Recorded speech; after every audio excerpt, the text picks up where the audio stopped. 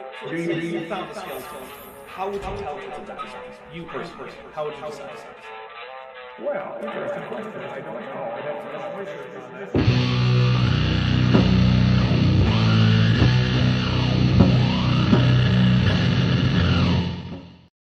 Hey everybody, welcome to Matt with Maddie number 30. How you doing, Maddie? Yay! Maddie, of course, always with the not quite being able to finish what she wanted to say before the show by the time the show starts. Listen. It's a tradition. It's a tradition. I'm nothing if not consistent.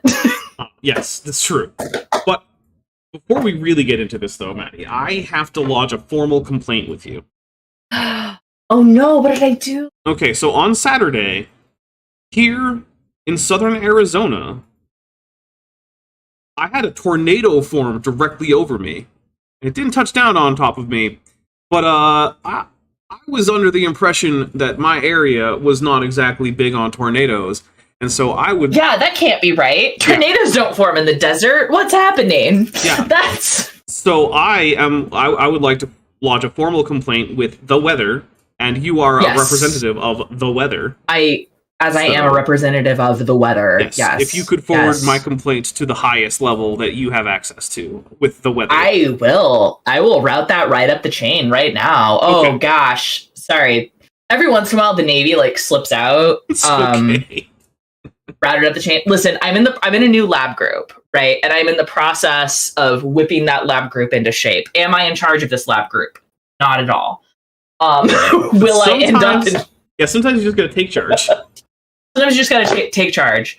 I made us a leave tracker so that we know when people are gone instead of people just not being there sometimes. Nice. And my not my advisor, I guess my boss, my supervisor, because I'm not a student anymore, was like, I keep doing basic things that were I learned to do in the Navy because I've either been in school or the military my entire adult life. Mm-hmm. Ew, that's kind of upsetting to Sorry. And it's oh yeah, right, I forgot. Academia has 0 professional skills. Yeah. And I have very specific and weirdly aggressive professional skills. Yes. Alright, we got a super chat. Let's see. Roshna C. Bottom Creature Keller for $4.99 says, this stream is not sponsored by Baja Blast flavored mayonnaise Jello salad with chopped up pieces of hot dog in it. Oh wow, I'm glad it's not sponsored by that. That sounds gross. Yeah, that sounds like the 70s gone wrong. Oh yeah. Although there was no Baja Blast in the 70s. So take that, the 70s. That's true. But they did have weird Jello mold. They did, yeah. Although the ones with savory stuff then were just made with actual gelatin that didn't have a bunch of sugar and fruit flavors added to it. Sometimes they use lemon though. Yeah, lemon works for a lot of savory dishes. Yeah. Anyway, we're not here to talk about aspic. Much as aspic, that's what it's called. Yeah.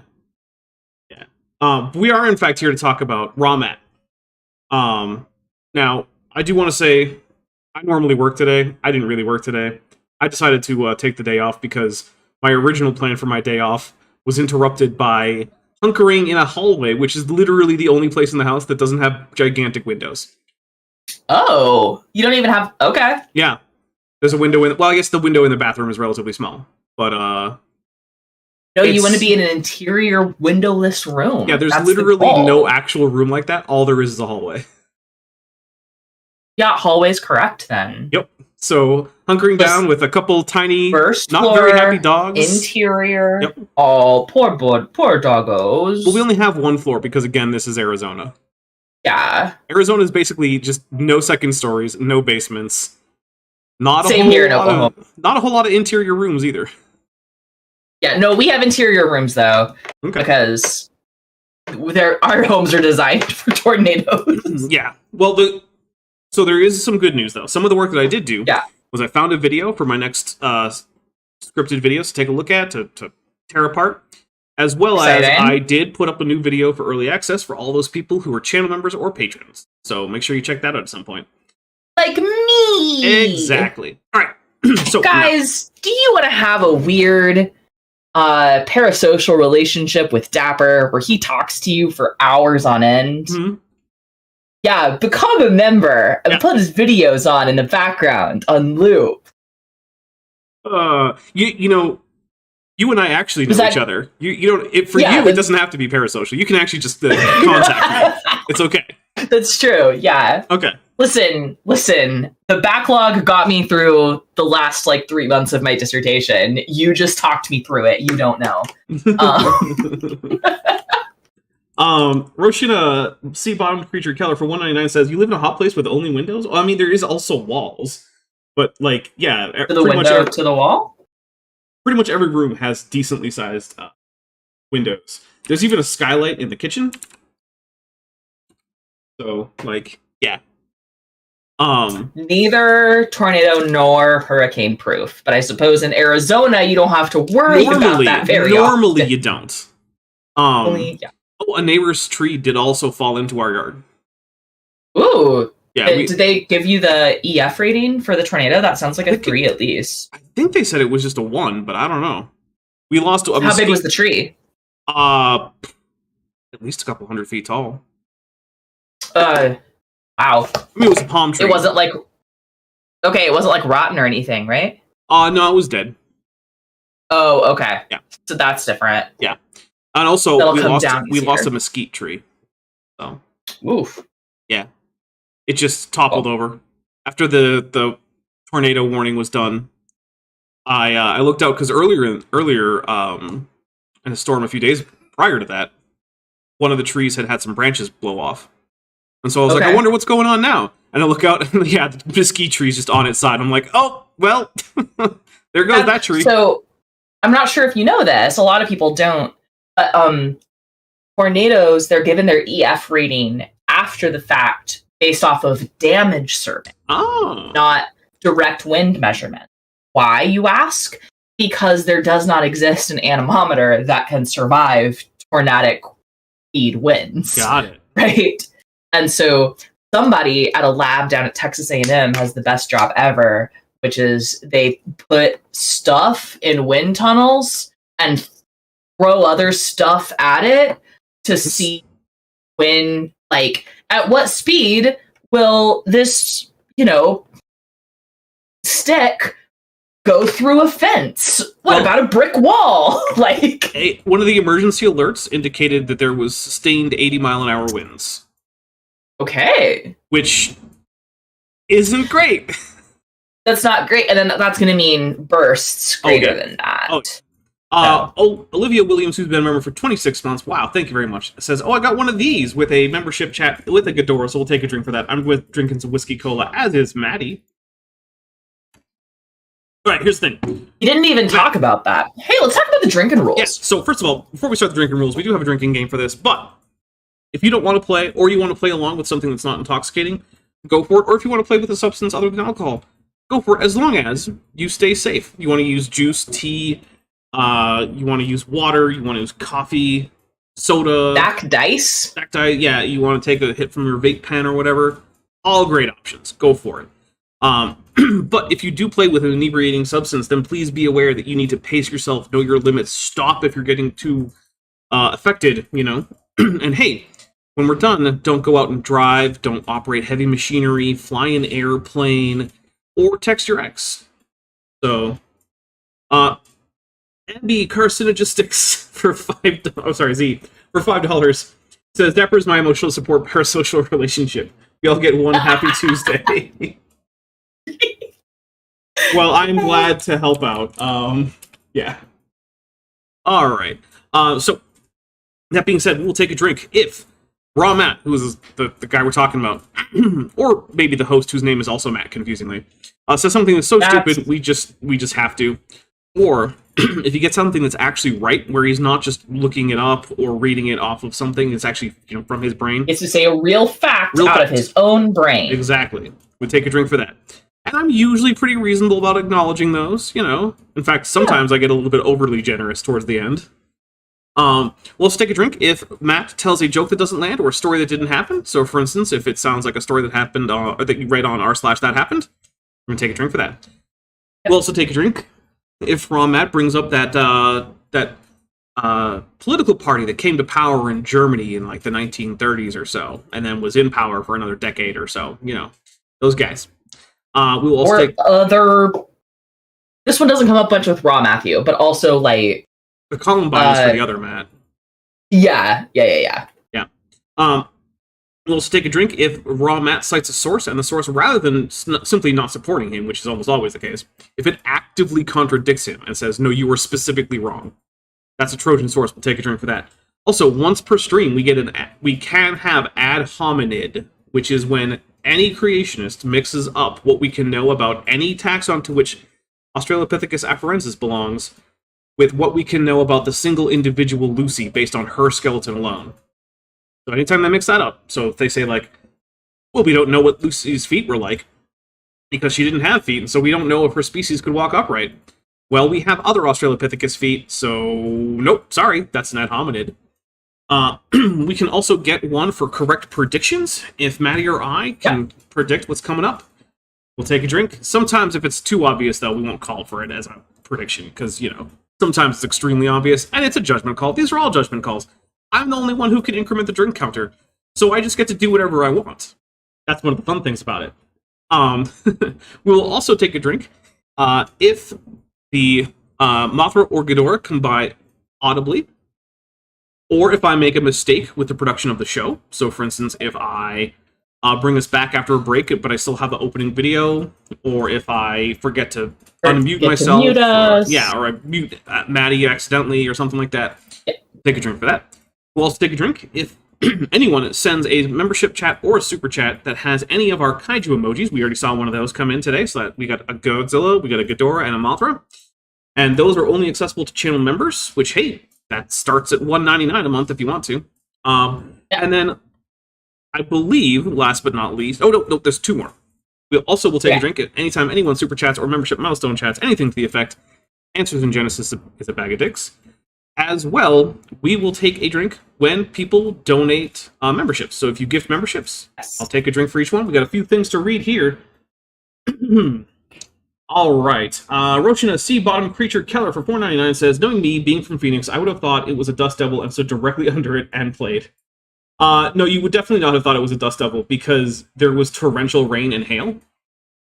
Oof. So, like, looking outside the window in the time leading up to the actual tornado warning, it was like looking out the window of a car in a car wash. It was just sheets of rain, of water just running down all the windows continuously.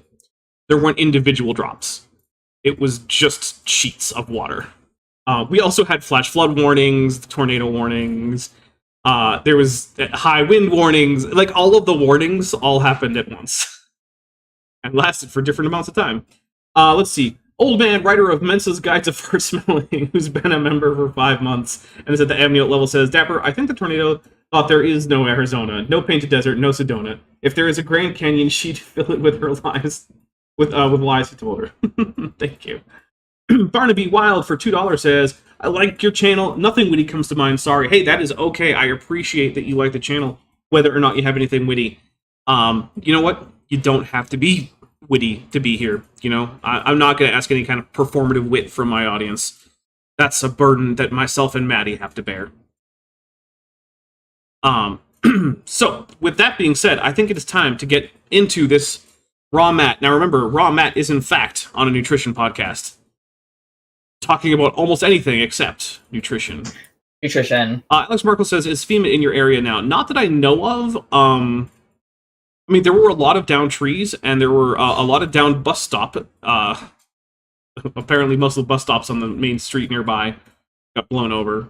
But, no, I don't think FEMA is here. Like, the power is still... Like, the power only went off for a little bit for us. It went off longer for a few people, but, like, I think it's back on everywhere. As far as I know, there was no interruption in the water. So, yeah, as far as I know, basically, other than individual trees and houses that were damaged, there's really not that much of an emergency. Pillow Punk, half dog, half canine for $2 says, Parasocial, a pair of social what? Exactly. Alright. It is weird to be the person with whom other people have a parasocial relationship sometimes. Oh, yeah? Yeah, it is. Alright, but here we go. Which are proven inflammatory amino acids. Oh, by the way, Barnaby Wild for $2 says, I enjoy bag of dicks as a popular phrase here. We'll take a drink for that. Yeah, cheers. And Hill Hugger, who's been a member for 22 months, is at the Tetrwild level, says, tried to clean Matt, but my vacuum sucks with the console. Thank you. For my research, balanced with lysine and proline and gelatin, but it's also high in phosphorus, which is balanced with calcium. So there's So we are finally getting into some nutrition stuff. like the main two issues that I've seen in my research with, but I've seen benefit in adding it back, but I'm always open. So I went back and forth for years trying it. But so here's one thing, right? Unless you have a deficiency, if you have a varied diet, you're probably not going to be needing a particular micronutrient. Now, I'm not a doctor. This isn't medical advice. But if you eat some vegetables and some fruits, some grains here and there, some meat here and there, and every once in a while you have a bit of a treat with some like high fat or high sugar foods every once in a while, you're probably not going to have like a phosphorus deficiency or an iron deficiency. And if you do, that isn't something that you fix by just going off on your own and deciding to eat more spinach. You go see a doctor and get some advice. You might need actual supplemental, like in the forms of pills, or they might themselves recommend an altered diet that is actually based on medical information. Don't get your crazy diagnosis from Matt with the Nutrition Podcast, or follow his dietary advice, unless it's very bland dietary advice, like, hey, eat plenty of fruits and vegetables, and stay away from having too much sugar. Yeah, don't eat Oreos at every meal. Yeah, no, don't do it. Eat Glorios at every meal. Eat Glorios at every meal, absolutely. Made with fresh tart milk. Yeah, I listen, my opinion, and I am a scientist. This is not my field in any way, shape, or form, right? So I'm speaking as, an idiot on the internet right now. And that's just like you're probably thinking too much about what you eat, right? Like, yeah. I can't even remember how many times I've been told to either eat more or less eggs without ever actually varying the number of eggs that I'm eating. Yeah, like, just eat food that looks like food, and get plenty of fruits and vegetables in there. Yeah. If you're specifically trying to build muscle, get some extra protein, right? The one thing I wanted to ask you is John the Baptist. Oh, okay. Okay. What I've read about him. Okay, no, this is going to be interesting because Raw Matt tried to do a John the Baptist diet where he was going to eat nothing but grasshoppers and honey, but he had trouble sourcing the grasshoppers, so apparently this dude spent like a year eating nothing but raw honey. Which, I don't know if you know, but that's basically just straight glucose. I don't know. Yeah. Actually, I'm not sure he does. For all I know, those are dentures. That's true. I mean, but yeah, like, that's at least alleged by Matt. Yeah. So, it's sort of like when Carrie Fisher had that alleged coke problem that was alleged by Carrie Fisher. Yeah. Him in the scripture, didn't it say he ate locusts and honey? Wasn't he on like an insect and honey diet? No, he was on the locust bean diet. The locust is the word for the locust tree. It's a carob pod. That is not. No. Yeah, no. No. Yeah, we're gonna take a drink. So here's the thing, right? That's not real. There's nothing in the text that indicates that this is anything other than what it says, which is locusts. Yeah. And there are certain so there are dietary restrictions in the Bible, obviously. I think everyone knows this, right? And generally speaking, invertebrates aren't on the list, but there is an exception made for locusts/grasshoppers, which, hey, fun fact, locusts and grasshoppers are the same animals, just in different life phases. Sometimes when a grasshopper population gets some kind of hormonal signal that scientists still don't really understand, the population as a whole changes color and then gathers into a massive swarm and starts eating and breeding all across the landscape in a horrible tide of just crop destruction. There used to be a North American locust species, and here's another fun thing. There has not been a sighting of the I think it's the Rocky Mountain locust or something like that, but it's the only species of locust that has ever been known to swarm in North America. They have not been sighted in about a century, but we still don't actually know if they're extinct, because they could just still be alive as whatever grasshopper species they also are, and they just haven't swarmed in all of that time. And there's no way to check because we don't have any surviving DNA from them. So there's no way to know whether or not another locust swarm is like going to happen tomorrow in the USA. Probably not. Wow. But like it could. Probably not. Possibly. Yeah, there's no way to know. Now, I suspect they're extinct because that's a really long time for a grasshopper species that's prone to locust swarms to go without forming a swarm. But then again, there's been a lot of climate change, so maybe that's a factor. I don't know. Yeah. We got a few things here. Let's see. Debunking, who's been a member for 13 months, says, currently listening while waiting for my power to come back on. Thanks for the entertainment with a Godzilla and a Mothra. Well, I hope your power comes back on. Cheers. Good luck to that power, yeah, man. We'll take a drink for that. Yeah, I did lose power a little bit on Saturday. Or, no, Sunday. I mean Sunday. I don't know why I said Saturday. Anyway, Roshina C-Bomb Creature Keller for $4.99 says, remember that Nobel laureate that now claims you should consume so much vitamin C you experience anal leakage? Yeah, that's... So there's this phenomenon called Nobel disease. And Yeah, so people who get Nobel Prizes seem to get a big head and then decide that they should branch out from the area in which they got the prize, where they're experts, and go into all sorts of other ideas. And it often is crazy. That sounds bad. It is bad. So always be skeptical of someone who is bragging about a Nobel Prize and then talking to you about a topic that is not in the arena in which they got their prize. So if someone's like, I got the Nobel Prize in physics in, I don't know, like 1997. Now I want to tell you all about how crystal healing is going to help you become a better person. Yeah, no, just stay away. Just don't. Carrie Bronson, who's been a member for 38 months, says, the accounts of locust swarms date to the Dust Bowl, right? I believe that is around the right time. But my internal map of exactly which years the Dust Bowl were is kind of iffy, as well as are my internal... Yeah, but mid-1930s. So is my internal idea about the locust. But I do believe that since the Dust Bowl, there haven't been any sightings. So, but again, double check me, because look, this is live. I'm not checking this. This is coming out of my brain. My brain screws up. The carob. It's the look up what caropod is. The other word is locust. It's the locust bean. He couldn't have been running around doing that. Here's a fun fact. Greek has a word for bean. If the authors of the Gospels had wanted to indicate if they had wanted to indicate locust beans, they could have used the words for that, because Greek isn't. Here, the text is just trying to paint John the Baptist as a wild man, right?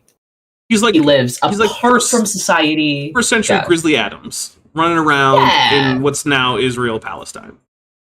Yeah. It's probably be like, he ate nothing but locusts and wild honey. Like, it like you or I saying, oh, that person, they live out in the woods, and they hunt for everything they eat, right? Like, that's the... Right. It's probably not literally true, but... Yeah, but it's painting a picture of their lifestyle as separate and abnormal from everyone. Right. That's all it's doing.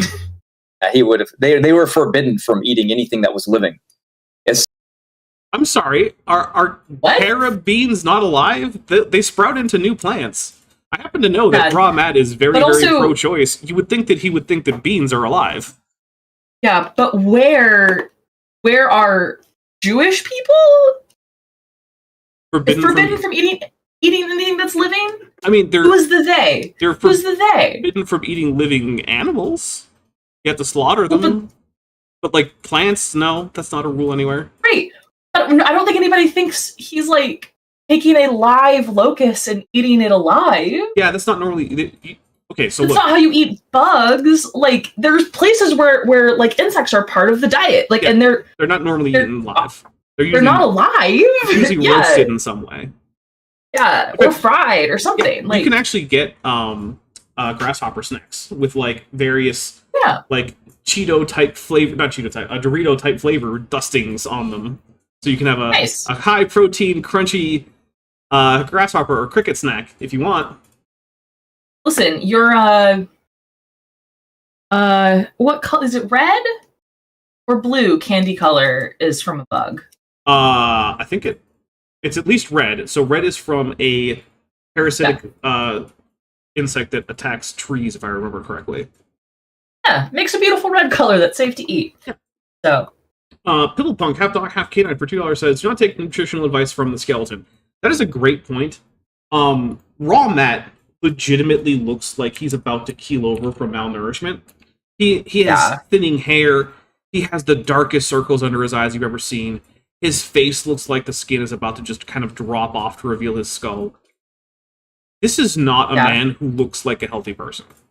You should not please be don't taking take nutritional advice from this man. Don't take any advice from him. This is the guy who thought that he could use his magical herbal power to cure colon cancer.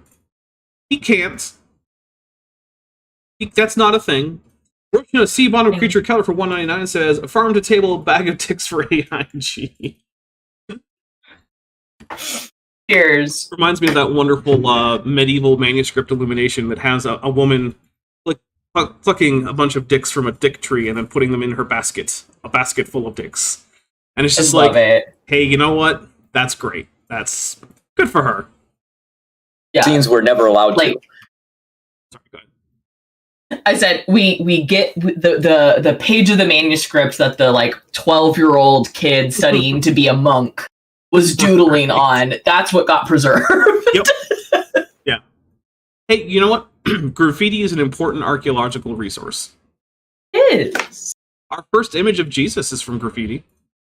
Oh, that's super cool. Yeah. It's a crucified man with a donkey head with the name of a Roman soldier that's, according to the graffiti, praying to his god, because this was someone making fun of that guy for being a Christian. Oh, okay. Mm-hmm. So, but yeah, I mean, remember, a lot. We've been doing things wrong for a very long time. Thousands of years we've been eating all kinds of things. Our bodies, again, we've adapted to doing some of these things. So there's no doubt you're going to feel good by doing what our grandparents did, because epigenetically, remember, we're going to do good with what our grandparents did. That does not follow. It doesn't follow. Okay, so epigenetics, for those of you who don't know, are various structural changes to your genome that don't affect the actual nucleotide sequence, right? So if you were to sequence the genome, nothing would change. But one of the most common ways that epigenetics works is methylation, right? So with methylation, you have a transport protein that brings in a methyl group, which is just, don't worry about it too much. It's a fairly simple hydrocarbon thing with an oxygen on it. And it will attach that to some of the nucleotides in a particular region of the genome. And then that region will no longer be able to be transcribed, because when RNA comes by to try to transcribe that DNA, it can't get past the methyl group, and so it stops. And usually that means that it won't have enough of a signal, basically, to actually have that then be translated by the ribosomes. So that section just never does anything, right? That's one important way. There are other things, but that is one of the most important and most significant versions of epigenetics. But the thing is that while epigenetics can have interesting, and in some cases pretty profound, changes in how an organism survives, and those changes can be passed down, if they're not reinforced throughout the new creature's lifetime, then it will get new epigenetic tags as it experiences different life conditions than its parents. And also, they don't explain as much as creationists want them to. Many creationists will try to say that epigenetics can explain basically all adaptation in all organisms, and it can explain the difference between wolves and coyotes and whatnot. And it just can't. Because for one thing, we know they have different nucleotide sequences, which isn't something epigenetics can do. So there you go. We have a few super chats here. Olivia Williams for $2.79 Beaverbuck says, it was a Roman slave, not a soldier. Sorry about that. I guess there you go. Let's see. Oh, I missed one from Tracy Roberts for $5 dues. Does the air he breathes contain live fungal spores and bacteria? Yes, it would have to have. Yes. But there's also a Godzilla, so we'll take a drink. Cheers. Yeah, it's not possible for you to not eat anything that's alive. If you eat a fresh salad, there's a very, very good chance that the majority of those plant cells are alive, as long as it's a actual fresh salad. Yeah. MK Ultra for 30 shekels says, being as charitable as I can, the Torah forbids all people, not just Jews, from eating animals while they are alive. It is one of the 7 precepts of the sons of Noah. Yeah. Oh, okay, that's what he was referencing. I was very confused as to what Matt was referencing there. I was like, do you mean can't eat anything that was ever living, that like was an animal? Oh, yeah, right? That's gonna be a big problem. That's a big problem. That's not real. Welcome to being a heterotroph, where you have absolutely no choice but to eat other things that used to be alive. Yeah. That's why some people can tolerate smoking and some people can tolerate alcohol and some people can't at all, right? No, that's mostly genetic. That's mostly genetics. That's I'm just gonna take actual difference. Yeah. Yeah. And let's be clear, like with smoking, right? Smoking is introducing a whole bunch of carcinogens to your system. And like, so dramatically increasing the chance of like cancer, specifically lung cancer is going to be the most common. But like, also lots of throat cancer, mouth cancer. Yeah. It's also going to increase your chance of heart disease. It's pretty much the worst thing you can do for your health. It's really bad. But if you're a person, so let's say person A, right, is already genetically predisposed, they're like more likely to get cancer than the average human. And person B is less likely to get cancer than the average human, right? And person B smokes a pack a day every day of their life, right? And then person A and person B both get cancer, right? Is it possible for you to smoke a pack a day and never get cancer? I mean, I guess it's just very unlikely. I mean, I've known some people who died from not cancer who smoked a huge amount. So, yeah. And who got to pretty old ages. It's one of those things, like, you're rolling the dice every time. And hey, maybe you'll be the one who gets lucky, but do you really want to bet on that? Yeah, but I don't like those odds. And again, that's not like that isn't because of a methyl group, right? That is genetic. So like this is not how every cancer is caused, right? Because I'm not a biologist. This is super, super simplified, right? To a very like baseline level of understanding. But cancer is basically unregulated cell growth, right? You have cells that are replicating when they shouldn't be, and nothing is telling them to stop, right? Well, depending on the type of cell, right, we have lots of different regulatory genes, right, that are the things that tells the cell to stop replicating, right? And they get broken sometimes. And they get broken sometimes. And some are easier to break than others.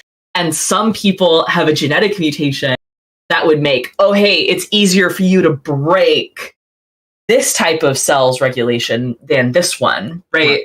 And again, that's all like genetic differences, not epigenetics, right? This is why you can get like DNA testing, like DNA screenings to see if you are like likely to get, say, like breast cancer. That's a common one, right?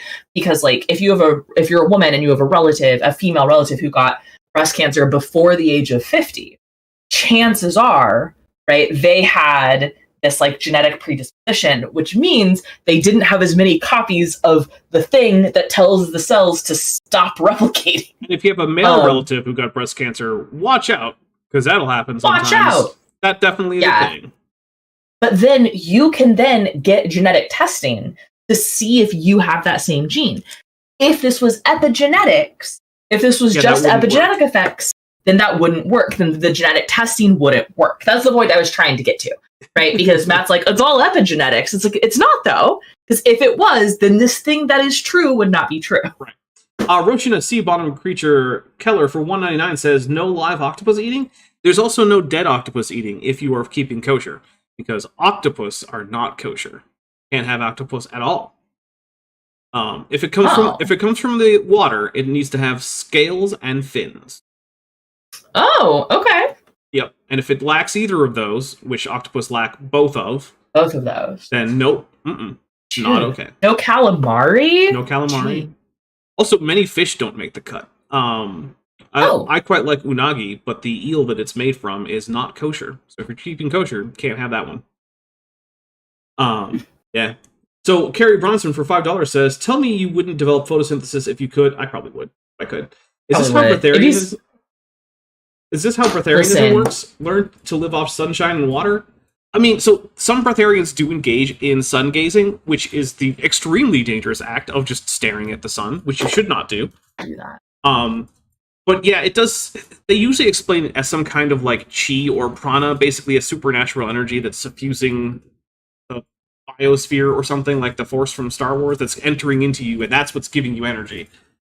Here's a cool thing you can do. If someone claims that they are going to be not eating, but surviving anyway,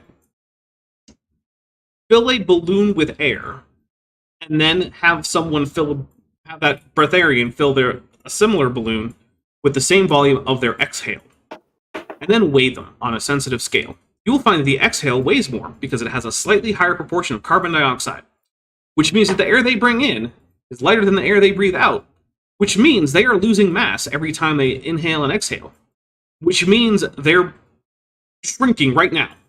And how are you going to get more mass other than by eating? You're not going to.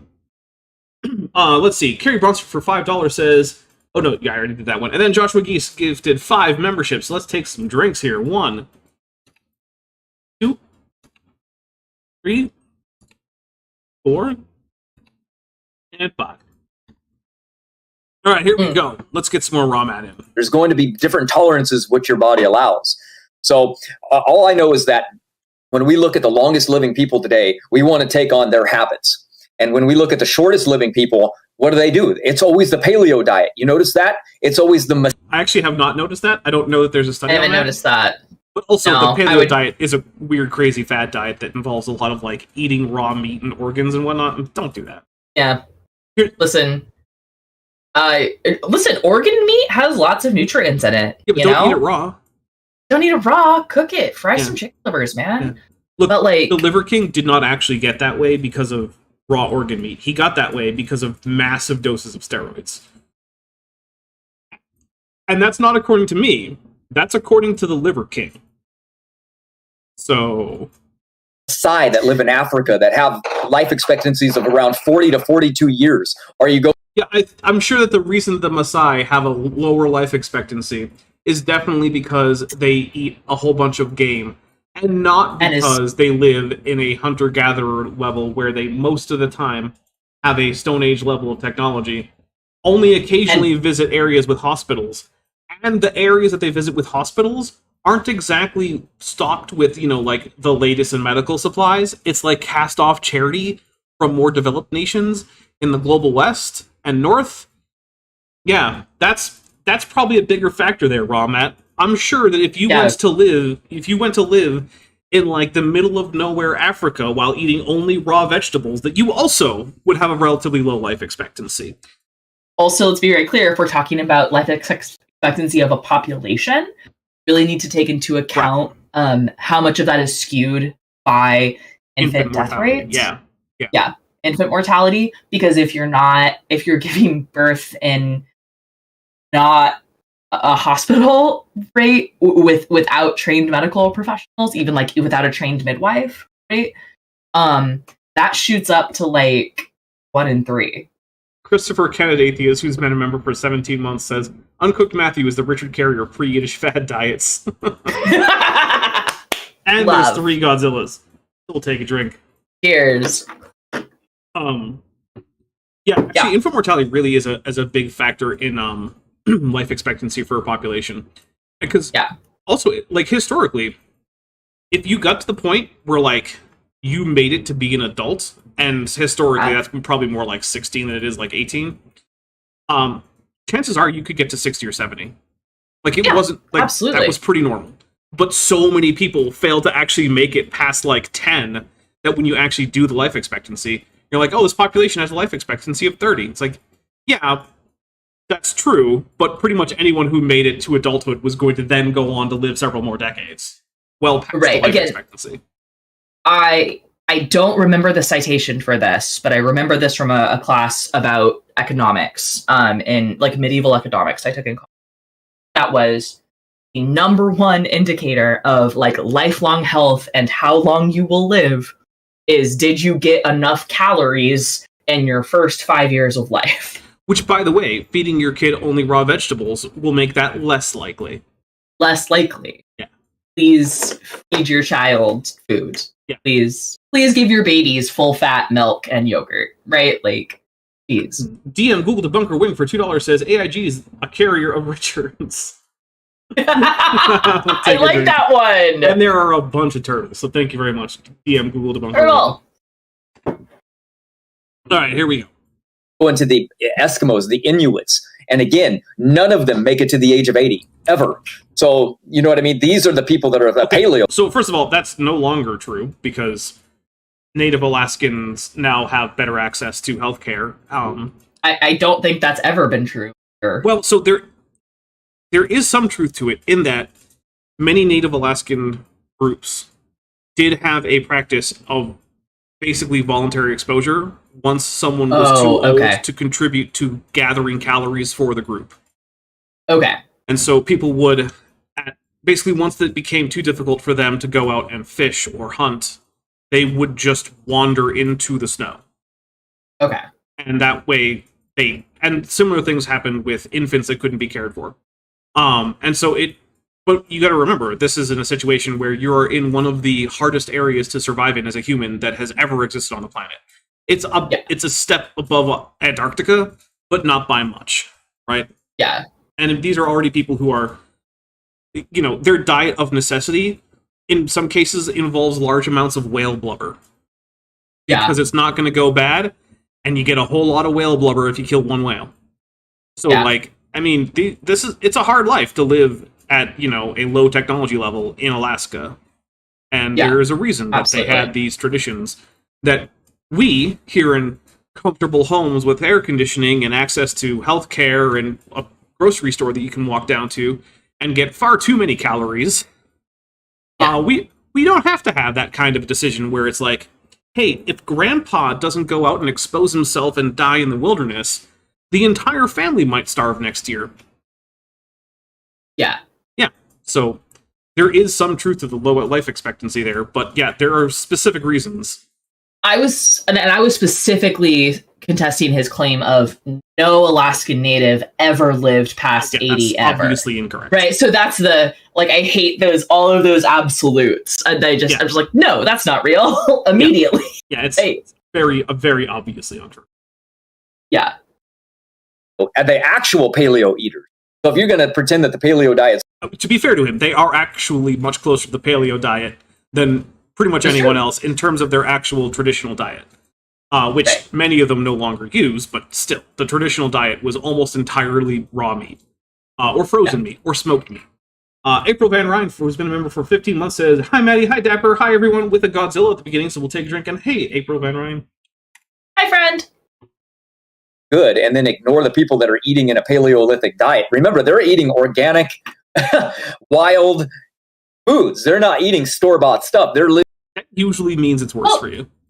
Then what's his argument about the Japanese who have the highest percentage of octogenarians who have a heavily fish-related diet? Yeah. I don't know. Maybe he'll tell us. I would like to know. If he mentions the Japanese, I get to count that as a prediction. Yeah, I mean, the traditional Japanese cuisine is almost entirely fish and rice and boiled vegetables. That's it. Although, to be fair, they can do a whole lot with those because I am a big fan of a lot of Japanese food. Love Japanese. I've got some. There's a poke bowl place nearby, and I've got half of my meal of some spicy tuna, Hmm. sushi rice, sesame seeds, and seaweed salad. Oh man, I love that Japanese seaweed salad. Roshina Sea Bottom Creature Keller for $4.99 says also.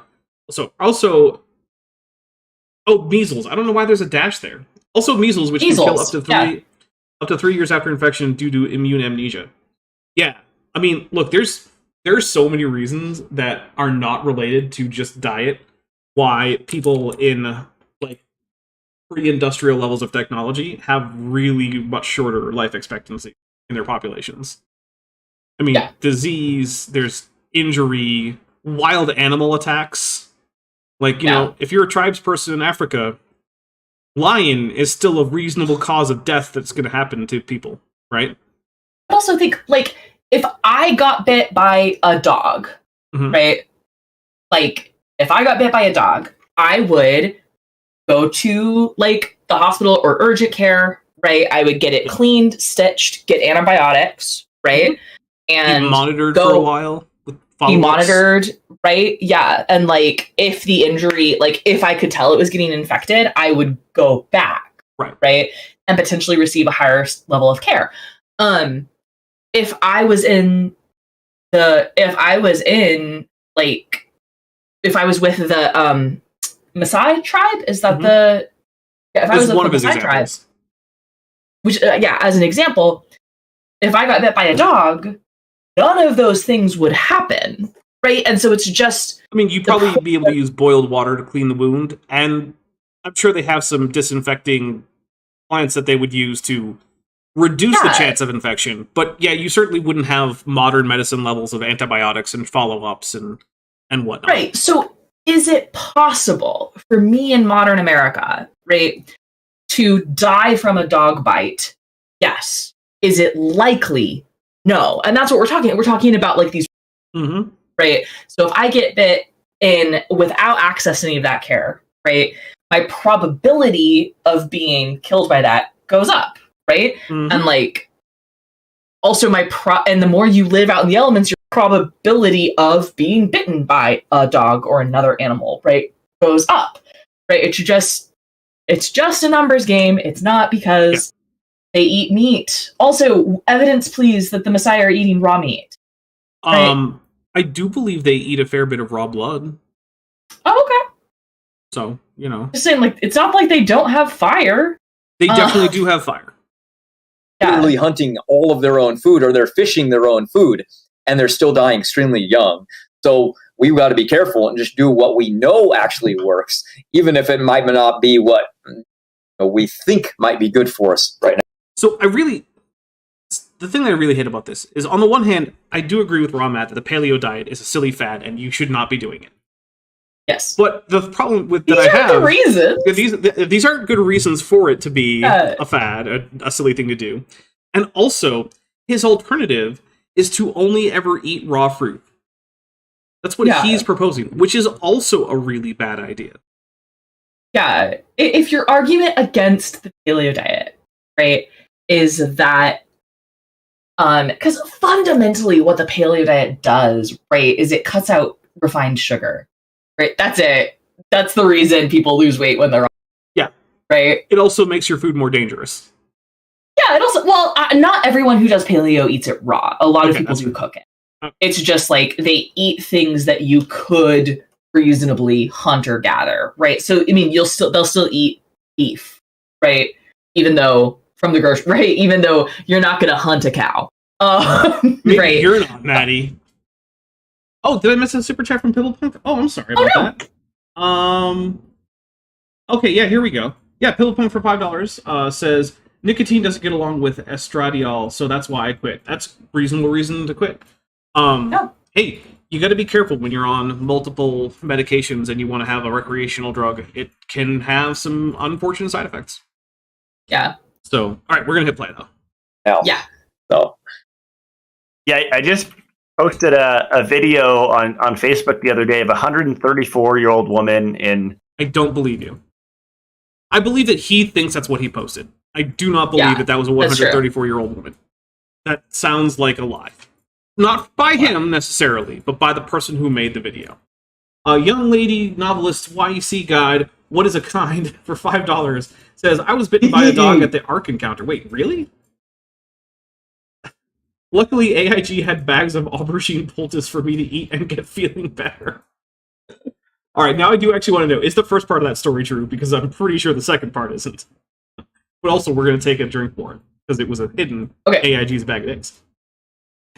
According to Wikipedia, the oldest verified man ever is, I'm going to mispronounce this because it's a Japanese name, Hiroman Kimura, who lived to the age of 116 years and 54 days. We have an oldest woman?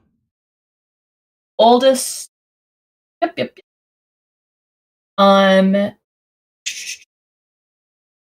While you're looking for that, Roshna Sea Bottom Creature Keller from $1.99 said, constant diarrhea is the way to lose weight. This is also true. Most of it's going to be water weight, so keep hydrating if you're having that problem. Okay. Oldest woman, my goodness, she was born in 1875 and died in 1907. 19 what? Sorry, broke up a little bit there. 1997. She's French. So Janine, or there's, I don't know, 100, Clement, she's 122 years old and 104 days. Wow. Heather Evolution of Forkscoon, who's been a member for 12 months and is at the annual level, says, if lions are a hazard, hippos are a bigger one. This is accurate, although lions are a problem for a larger area of Africa than hippos are. Hippos actually have a pretty small range, and if you're not in that range, you just don't have to worry about them. Also, pygmy hippos are not nearly as dangerous, and they're adorable. Yeah. It looks like, 122 is stretching it, and the next person after that is like 119. Yeah. So 134, press X to doubt.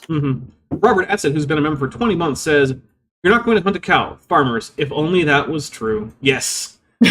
With a couple of... we got a Godzilla and a Mothra, but they're bookended by pelagic tunicates, which is disgusting. And then young lady novelist... we'll take the drink out. Young lady novelist YEC guide, What is a Kind, for $2 says, you'll have to buy the book to find out. Okay. Yeah. All right, here we go. Africa. I don't know if you've heard of her, Cuckoo Maluku. That sounds like a made-up name. She was on CNN, and she was. Imagine thinking to yourself, yes, this story about a woman named Cuckoo Maluku, who's 135, seems very plausible, and I should share it with all of my friends and family. Yeah, that is. I'm gonna look this up. I'm gonna try to fact check him. I will take a drink for it though. Yeah. Saying that her diet was vegetables. I think she said spinach, meat, Coca-Cola, and then at the end, she was eating a marshmallow, one of her favorite things. I wonder what Raw Matt feels about marshmallows, because that's an entirely plant-based thing, right? Yeah. So you would think he'd be okay with it. And basically crediting her longevity to faith in God and respecting your parents. And I love... I'm going to point out, I don't think there's any medical evidence that respecting your parents or having faith in God is going to keep you alive to 135. Yeah. But also, doesn't Raw Matt believe that the human lifespan should be limited to like 120 years because of that bit in Genesis? Probably. And yet, maybe he doesn't, because he also seems to think that if you follow his herbal regimens and diet, you will be literally immortal. He makes that claim in one of his books. With these longevity people, it almost doesn't make that big of a difference. I mean, it matters, but from my research, it's like keeping stress low and having good relationships, and a good relationship with God especially. Well, to keeping stress low, then I guess this show is going to kill me. Kind of nutrition and lifestyle and exercise is all important. DM Google Debunker Wing says, marshmallows or gelatin? Not last I checked. Yeah, it depends on the marshmallow recipe. Traditionally, marshmallows are actually literally made out of the parts of the marshmallow plant. And that's basically the only ingredient. Now, it is true that what you buy in modern stores is not always that. In fact, it usually is. So, maybe I was assuming the traditional marshmallow when I should not have. But also, Roshina C. Bottom Preacher Keller has gifted 5 more memberships. Thank you very much. Let's take 5 drinks. Here we go. 1, 2, 3, 4, and 5. We're getting a little bit more in, and then we're going to take a quick break to get things like refresh drinks. So here we go. But it seems like the biggest factor is like keeping stress low. I mean, she seemed just so like happy and chilling. I mean, look, there is a lot to be said for like you keeping a positive attitude being good for your health, right? Like that's a real thing. And being stressed all the time, like anxiety has negative physical effects, right? Like those things are related. Also, I just went down a quick rabbit hole. There are a few reports of people in places like Africa or Indonesia where like they can't confirm how old these people are because basically they were born at a time when records weren't a thing, and so like their ages were estimated to be 10 or 12, right, when they interacted with missionaries. Okay. And so if you and so there's just it can't be confirmed. Okay. So the oldest confirmed age is 122. Could somebody have lived to 134? I don't know. Maybe. Seems Who unlikely, knows? but maybe. It seems unlikely, but maybe. And you could say that like the person making that report is like they're not necessarily lying. We just might not have the information, right? Yeah, Anyhow. which is absolutely true. But here's the worst part: is look at the world we're in and how much stress people are under. Look at the scared. Hey, you know what? At this point, so far, I'm with Raw Matt on that one. Yeah, there's a lot of stressors in the world today, and it doesn't seem like it's going away anytime soon. So yeah, I'm taking a drink for green with Raw Matt, and because I want to switch to beer after a break, Nice. and I've got a long ways to go. All right. Well, in that case, we'll get a little bit more Matt in. How everybody is because of the coronavirus. If everything is fear-based, so if anybody listening right now loves listening to the political radio as you drive around, I don't, but okay. To yourself, I'm not against it. I'm against it if you're listening to it and it makes you angry. If it does, You know what? Can't disagree. I'm gonna drink again for Yeah. green with Matt.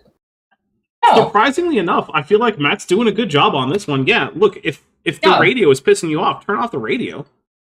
Yeah, that's the. He's just saying touch grass sometimes. Yeah, basically. You know what, Raw Matt? If you restricted yourself to this kind of stuff, I wouldn't have this show. I'd just be like, yeah, Raw Matt, I'm sure he's a bit of a weirdo, but like, he's telling people to, maintain good mental health, turn off the radio if it's pissing you off, try to not live in fear and stress and anxiety if you can. Yeah, okay, all good stuff. Does turn it off and never turn it on again. Avoid the things that trigger you and make you extremely angry. If you wake up and you're mad about a subject, get rid of it because you're removing years from your life for no reason whatsoever. I don't care if it's... I mean, look, some things you need to deal with and they're going to make you mad. Yeah. Like, being angry isn't inherently bad, right? There's nothing wrong with being angry. And there's also something to be said about, like, the reason I was going like this with his, right? If you're like, listen, watching this particular YouTuber sends me in a rage every time. Like, yeah, stop listening to that YouTuber. That's a dumb thing to be mad about, right? But, like, there's also something to be said about, like, no, it's pretty valuable to be able to, like, handle and process anger in healthy ways. Right. Yeah, you can't just bottle it up and shove it away. There are things and you can't avoid everything. Right. That also seems bad. Yeah. There are relationships, there are problems in your life that are going to make you angry, and it's okay, and you just have to deal with those. But if it's something you don't need, then yeah, sure, cut that out. Like, you don't need to listen to that radio show or that YouTuber or that whatever it is. Sean, for $10, says, vampires live to be 500 and they only drink blood at checkmate, vegans. I mean, Sean makes a really good point. Makes a really Ray El Gatubello, for $2, says, I see no difference between AM Talk and Raw Matt. So there's definitely a lot of overlap. However, I will say that most AM radio shows that I'm familiar with are not advocating for you to go on a, like, all raw fruit diet. So there's a little bit of a difference. Although, the weird thing is, when, like a few decades ago, I would have much more heavily associated things like weird vegan diets and raw food and stuff with politically left-leaning people. But that seems to have just spread across that political divide, and now you get all sorts of weird nutrition stuff from right-wingers, and it's weird to me. Same thing with being anti-vax. That used to be a predominantly kind of on the left thing, and now, like, I feel like, like, go to an anti-vax convention or something, throw a stone, and you're going to hit a Trump fan. Yeah. It's a very strange shift for me. Vaccines are literally the safest and most effective medical intervention ever developed ever. Mm-hmm. Yeah. Now look, if you are allergic to one of the ingredients that is known to be in the particular vaccine or something, don't get it. If you have if you're immunocompromised, then follow the advice of your doctor, and which is probably going to be don't do that. But like, for most people, the most dangerous thing about getting a vaccine is driving to the place where you're going to get the vaccine. Yeah, that's way more dangerous. MK Ultra, who's been a member for 36 months and is at the amniote level, says, Matt, Kent, and the rest make me mad. Unsubscribing. Fair enough. All right. Well, fair enough. It's good knowing you. Been nice knowing you. I hope you have a great life. Politics, I don't care if it's your favorite sport team. You should probably get rid of it, because stress is the number one factor for disease, like cancers. I don't know about number one, but it's definitely a factor. It's definitely a factor. I don't know if it's the number one factor for cancer. No, it's not.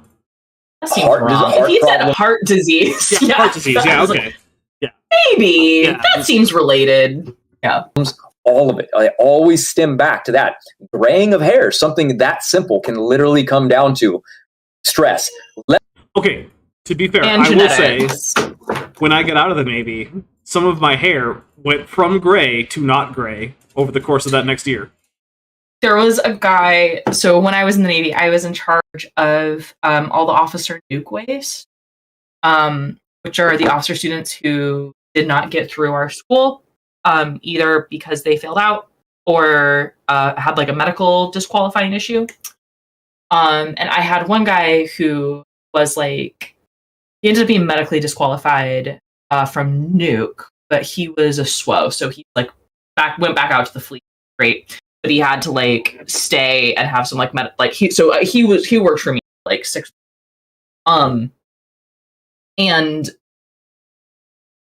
while he was in the nuke program, he like was oozing hair. Hair was just falling out. Mm-hmm. Right.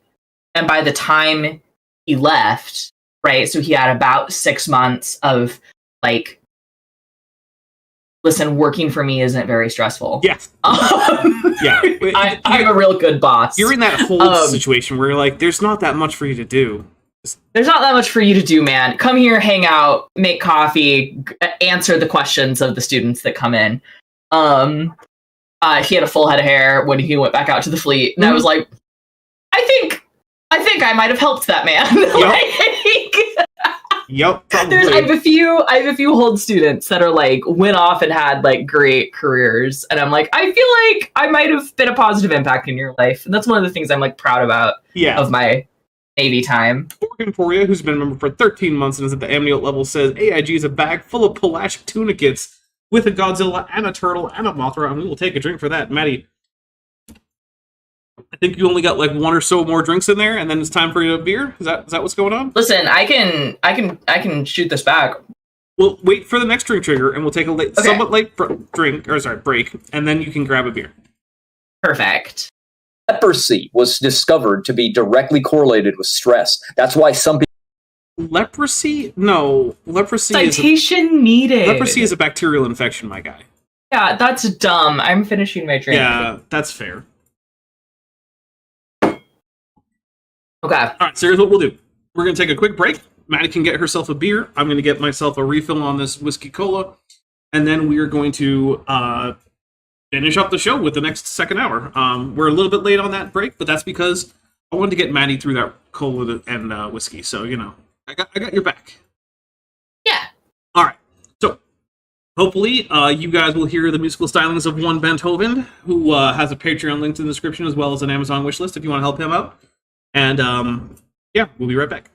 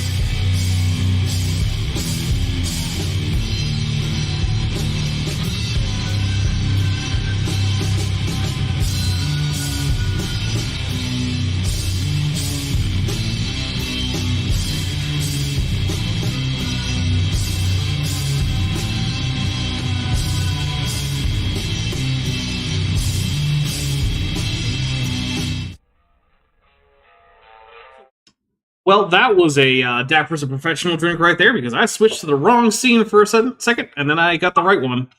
So, Oh, no! take a drink. Maddie, what are you drinking now? I am drinking my favorite Dapper streaming beer, Bearded Theologian. It is a Belgian-style quad made by a brewery in Tulsa. This is it's a Belgian quad. Cabin Boys is the name of the brewery. If you're ever in Tulsa, check out their brew house. I went to high school with a guy that owns it, which is impressive when you know that my high school 20 people. Nice. So yeah, they're all of their beers Belgian. They're smooth and delicious, and very good. Awesome. So, cheers for Dapper's a Professional. Yep. All right, so guys, now that we're back, real quick, this channel is something that is almost entirely supported directly by the viewers, people like you, whether it be on Patreon as a membership, buying merch, anything like that. That all helps because, quite frankly, AdSense is mostly worthless. And this channel is only able to bring you, usually 3, sometimes 4 shows a week because of your support. So if you're currently not actively supporting, but you would like to, we have some great ways. First of all, there's a Patreon linked in the description. There's also the channel memberships with a join button right below this. Either way, you get access to my cool Discord server that's just for people who are supporting financially. You get early access to videos. At higher tiers, you can get your name in the credits, things like that. It starts for the Patreon at $1 a month on YouTube for the memberships, it's $1.99 a month. On Patreon, you can get a 15% discount if you go annually. So, I mean, it's pretty good. Basically a free month of the Patreon memberships if you go annually. But if that's not your thing, like a monthly or an annual pledge, not your deal, there's also an Amazon wish list if you just want to, help get me some of those happy chemicals in my brain when that package shows up, because that definitely works. There is also a merch store right below this video. You'll see a merch shelf. If none of that tickles your fancy, you can always click through and you'll see a wider selection of merch. And yeah, if none of that is your deal and you either can't afford to or just aren't interested in supporting financially, which is absolutely fine. And especially if you can't afford it, absolutely do not give me money.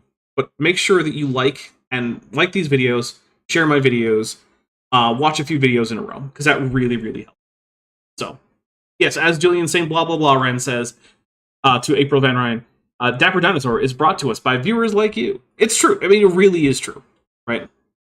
So, but without the 3-month-long pledge season of PBS, so it's even a better deal. Exactly. Yeah, I am better than PBS. Yes, that's what I've learned today. Yep. All right, here we go. People could walk past a leper and not catch it, and others would. Wow. Okay, the actual reason for this is leprosy. Yeah, we'll take a drink. So here is a bacterial infection. It's not air. Yep. Plus, it's actually not a very virulent disease. It's actually pretty hard to catch leprosy. Now, here's another thing. You can catch it from armadillos, though. You can. But here's another thing. The leprosy mentioned in the Bible is probably not what we think of as leprosy now. Because it does not seem like that disease was present, like bacterial leprosy, at the time that the Bible was being composed.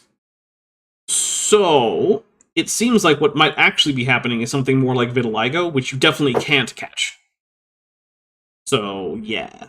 But of course... I mean, I remember in Sunday school being taught that at the time, leprosy was this, when we read leprosy in the Bible, we should think of it as a catch-all term for various skin diseases. Yeah, basically. Not all of which were contagious at all.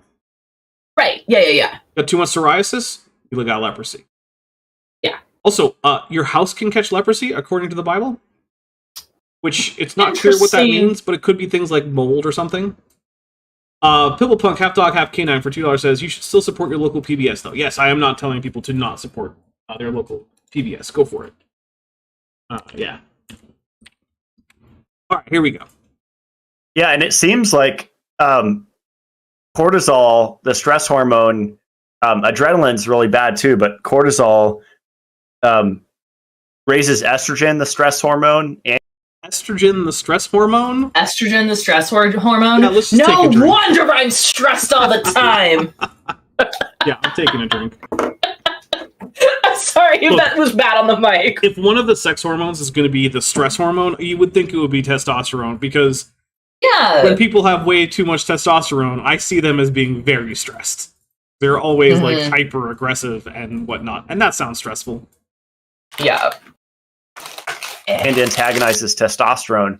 So it seems like cortisol, in a nutshell, really shuts off metabolic processes, which makes sense that it shuts off metabolic processes. No, that doesn't make sense, and it also seems unrelated to anything. Yeah, I'm just taking a drink. Oh, I'm too stressed. Now I can't digest glucose. Can't do it. Disease, because it's shutting down thyroid, production. This is all just made up. Version. Okay, I think what they're trying to say, what they're trying to talk around, is that if you are in a constant fight or flight state, when your body's in a fight or flight state, right? If your body is very interested in surviving the next 5 seconds and uninterested in anything else, right? So that can cause longer term health problems and, I don't know, I'm not this kind of doctor, mess stuff up, right? Very technical. Because your body's convinced it's about to die. Right? and it has to get away from this immediate danger. And so when you're focused on not dying right this second versus like, okay, now I'm not in immediate danger, we can go back to like normal functioning, right? If you are out of that normal functioning state for a long time, that sounds bad. That might cause some long-term health problems. Yeah. Goop23 et al. For $2 says, I'm transmasculine and estrogen stresses me out. That's fair. And then also, see this proponentist without a super chat says, excess in cortisol can cause Cushing syndrome, yeah, which does affect metabolism. Yeah, but it's more complicated than shutting it off. Exactly. Yeah, that's what I mean, right? Yeah. You can't say cortisol just turns off parts of your metabolism. It can cause problems with your metabolic rate, right? Yeah. But it's not just going to like turn off an entire like metabolic pathway in your body. That's not what cortisol is doing. Pillowpunk, half dog, half cane for $5 says, if stress could have trans my gender, I wouldn't need to pay for all these doctor visits, Matt. Yeah. You just get so much stress that suddenly you just get a bunch of estrogen. And, oh, hey, look. Now you're not balding anymore, I guess. Roshina C. Bottom Creature Keller for $4.99 says, also an interaction with testosterone can lead to some hair loss. It's also why HRT can sometimes regrow hair. Yep. Yeah, people who go on estrogen can, in fact, stop balding and even grow some hair back. Because when you go bald, that hair isn't gone. It's just no longer growing as thick, dark hair. It's now growing as the same, like, thin, whitish hair that covers the parts of your body that look like they don't have hair. Yeah. So, like, your forehead is covered in hair. Doesn't look like it, but it is. And if you're going bald, it's because that hair that's, normally on the top of your head and growing thick and dark is now growing the same way that forehead hair is. Like every level of like our metabolism, it's shutting down. Yeah, that's why everybody needs to at least have one good adaptogen. For the brain, I recommend ashwagandha. For the body, do not follow Raw Matt's medical advice. Mm-mm. I feel like I shouldn't have to say it, but I'm going to say it anyway. Yeah, never follow Raw Matt's medical advice. You know, never find a real doctor. Find a real doctor, an MD or a DO, right? Like, astragalus root is very good. You have good recommendations, and also an aromatase inhibitor. You got to make sure, especially if you're a male, we have our number one hormone being testosterone. So, what does that mean? The number in the background. It's one of the Matt's babies, I presume. Okay, sorry. I thought I was so. No, there's a baby. Baby girl's room is through that wall, right? So if she's crying real hard, I can hear her. So I've been thinking I've been hallucinating. I do also hallucinate baby cries these days. That's understandable. Yeah, I get real jumpy about it. Jillian Estrogen Stress Ren says, Dapper, never follow half-baked Matthew's advice, full stop. No, but that's the thing, though. Earlier today, he did give some reasonable advice. Like, hey, if that radio show is pissing you off, turn it off. Yeah. That's some great advice. Love that journey. Raw Matt has given good advice. Granted, it's a vast minority. It's a tiny sliver of the advice he gives, but sometimes it's okay. Asta Canis Lupus Familiaris Chihuahuensis Ryu 4499 says, AIG is a bag of the kind of guy who gets 18 bingo tiles in 72 minutes. One per 4 minutes. Awesome. We'll take a drink for that. Cheers. Here we go. So what happens is when testosterone gets too high, especially even from cortisol levels, it converts and it becomes THC, which is extremely harmful to the body. Aromatase inhibitor. Wait, did he say that testosterone can turn into THC? I think he said D as in delta HC. Okay, because I was going to say, if all I need to get a whole bunch of THC is to just get a bunch of testosterone, I don't know. Or get really... No, because he was saying you get really stressed. Cortisol to testosterone to THC. Excuse me, sir. Excuse me. I live in a state of extreme stress, and I assure you I am not high. You're not, like, growing hair on your chest and getting super high all the time, Maddie? No, that sounds... The high part sounds great. Hey, you can have that I feel chest like I'd hair be waxed. way more chill. I mean, you also probably grow a beard. You know what? Worth it. Like, I mean, beards aren't that bad. yeah. Protect from that. They block that from occurring. So a good adaptogen and a good aromatase inhibitor. I like grapeseed extract for the secondary one, the aromatase inhibitor. But you can pick your own. There's pine bark. There's all kinds. So I recommend. What are you doing with this pine bark, Matt? Are you making like pine bark tea? What is happening? I don't. Ooh, listen. The only thing you should be eating off a pine tree is making spruce beer. What about pine nuts? Or pine nuts. That's also acceptable. Yeah. I love that spruce beer was part of. This is according to not Tasty Townsend's. There we go. Like the spruce beer, they would like make it. In the Revolutionary War soldiers, part of their like kit, because it prevents scurvy in the winter. Interesting. Yeah. Okay, that's pretty cool. Really cool. Scurvy's bad. Scurvy bad. Yeah. Hey, Grey Wolf Coders also says. fruit. I think he said DHT, dihydrogen testosterone. Okay, that makes not DHD, the dial home device. Well, look, I don't know why I heard THC and I was like, hold up. I heard THC as well, but then I was like, that can't be right. Yeah, Roshan C. Bottom Colors for 199 says auto brewery syndrome, but for THC, that would be pretty wild. You just get stressed out and suddenly you're high. I mean, that would self-regulate the stress, right? You get super stressed out, you get really high, and then it comes down, and yeah, evens out your mood. We got to work on this. This is going to be the next scientific breakthrough. Love this plan. Astocanus lupus familiaris Chihuahuensis Ryu for $4.99 says, if testosterone created THC, it would explain the fall off the cuff jokes my workers make on shift. Explain the off the cuff jokes my coworkers make on shift. Yeah, I mean, maybe they're just also high in testosterone and just separately getting it. Ooh, I screwed that one up with a decimal point error. Sorry about that. Oof. So we'll take a drink for that. Yeah, Dapper, while we're drinking for Dapper's a Professional, I want to tell you a story that's proof I was a good boss when I was in the Navy. Because one time my chain kind of like pulled me in for a little chat because my hold students were too happy.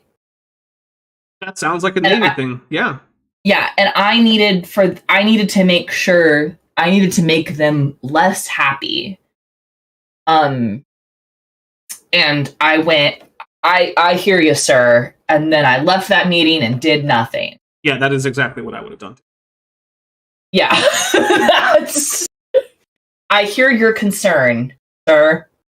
I hear and understand. Cool. Yep. Off to go make zero changes because... Any person who calls someone in to complain that their workers are too happy is a horrible person who should not be listened to about anything. Exactly. Gosh. But it does sound like something that would happen in the Navy. Doesn't it? Because the logic, as it was explained to me as I was nodding, get out of there faster, was that the students still in class would see how not stressed the hold students were and be like, I want to be them, and then fail. That was the argument. So that sounds to me like a problem with how you're running the school, not a problem with how you're running the hold students. Yeah. Mm-hmm. Agree. I mean, everybody probably get on something. I love that. Yeah, I take nettle root pretty consistently, and I feel a benefit from it. Okay, you know what calms me down and lowers my core? Fear. So here's one thing I want to point out about this, right? If you take something with the belief that it's going to calm you down, and then you get more calm, two things. One, sometimes there is the placebo effect, where you think something is going to affect you in a certain way, and then you think that it does, and you feel better as a result. And two, that's also just confirmation bias, because even if you don't have the placebo effect in this case, right, there's this thing called regression to the mean. People generally have a baseline emotional state that's just sort of their, like, everything is normal, and this is just where I am. And if you're super stressed out, eventually you are likely to return to your baseline state, which is probably less stressed. And when that happens, it doesn't necessarily have to be because of anything that you did. but you still may attribute things that you did to that effect. There's a lot of reasons why it is difficult to do medical studies and isolate the actual causes of medical effects. Because there are so many things like the placebo effect, regression to the mean. Sometimes like people just have random variation, and it's hard to isolate exactly what's causing what. Yeah. You cannot simply experiment with nettle tea on yourself and therefore come to the conclusion that it is something that is just going to reduce stress in people and that you should recommend it. Now listen, if nettle tea helps you calm down, great. Love that for you. But like, I know this is really, really, really hard for a lot of people, like individuals and populations, right?